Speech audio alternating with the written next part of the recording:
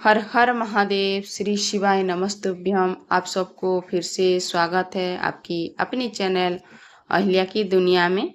और आज हम पुरुषोत्तम मास की महत्तम 23वें अध्याय की कथा को श्रवण करेंगे।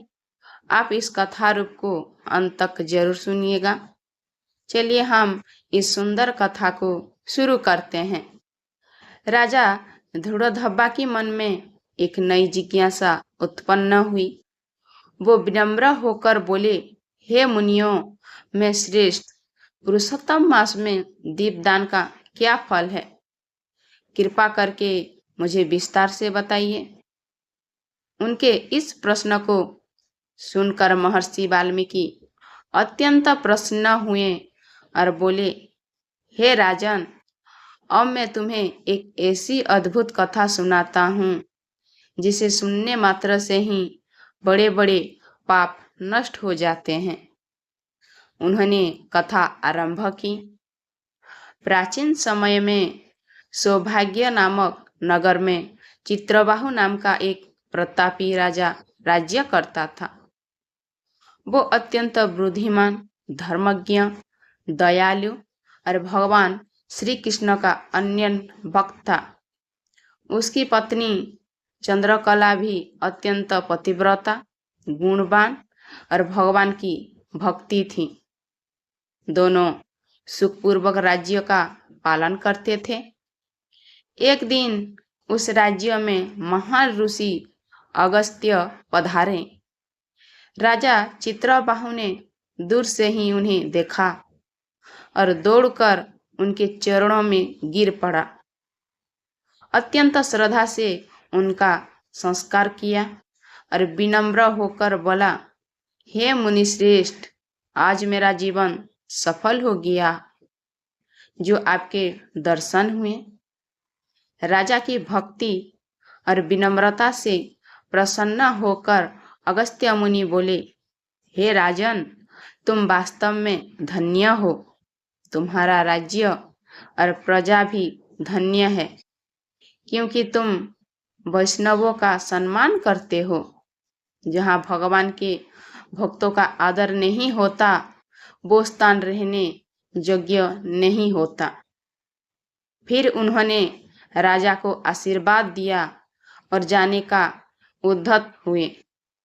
तभी राजा ने विनम्रता से एक प्रश्न किया, हे मुनिवर, मुझे यह अद्भुत ऐश्वर्य, निष्कंटक राज्य और ऐसी पतिव्रता पत्नी कैसे प्राप्त हुई? अवश्य ही यह किसी पूर्व जन्म के पुण्य का फल है। कृपा करके वो रहस्य मुझे बताइए। राजा की जिज्ञासा सुनकर अगस्त्य मुनि ध्यान में लीन हो गए और बोले, हे राजन, पूर्व जन्म में तुम मणिग्रीव नामक एक शूद्र थे। तुम अत्यंत पापी, हिंसक और दुष्ट आचरण वाले थे, परंतु तुम्हारी पत्नी उस समय भी अत्यंत पतिव्रता और धर्मनिष्ठ थी। तुम्हारे पापों के कारण तुम्हें समाज और परिवार ने त्याग दिया और तुम अपनी पत्नी के साथ वन में रहने लगे। उन्होंने आगे कहा, एक दिन वन में तुम्हें उग्रदेव नाम के एक ब्राह्मण मिले, जो रास्ता भटक कर अत्यंत प्यास और थकान से व्याकुल होकर मृत्यु के निकट पहुंच गए थे। उस समय तुम्हारी हृदय में करुणा जागी और तुमने अपनी पत्नी के साथ मिलकर उनकी सेवा की। उन्हें जल दिया, विश्राम कराया और फल कंद खिलाया। तुम्हारी इस निस्वार्थ सेवा से ब्राह्मण अत्यंत प्रसन्न हुए। उन्होंने तुम्हें आशीर्वाद दिया और तुम्हारे जीवन का कल्याण किया। उसी पुण्य के प्रभाव से तुम अगले जन्म में राजा चित्रबाहु बने और तुम्हें ये समस्त वैभव और सुख प्राप्त हुआ। वाल्मीकि मुनि ने कथा समाप्त करते हुए कहा, हे राजन, यह सब उस छोटे से पुण्य कार्य के परिणाम है जो तुमने एक ब्राह्मण की सेवा करके किया था। विशेषकर पुरुषोत्तम मास में किया गया दीपदान और सेवा कार्य अनंत फल देने वाला होता है। यह सुनकर राजा धुड़धब्बा और भी अधिक श्रद्धा से भर गया।